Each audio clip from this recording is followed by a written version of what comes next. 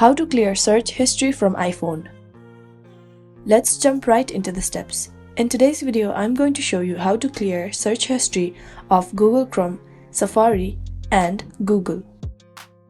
First, to clear history of Safari, we want to go to the settings and scroll down and tap on Safari.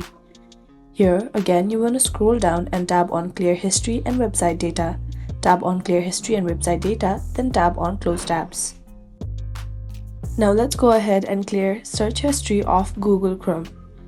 Now you want to go back to the home page of your iPhone. Then open Google Chrome. Now tap on three dots that is on the bottom right corner.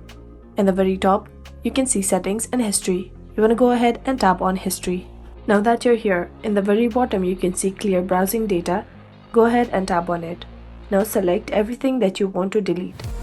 Then you want to tap on Clear Browsing Data. And that is how you clear search history of Google Chrome. Moving ahead to Google app, go ahead and open Google app on your phone.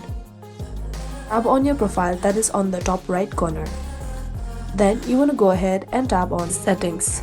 After that, you want to go ahead and tap on Privacy and Security. Here, tap on History, and now tap on Clear on the app history and tap on Clear in Cookies.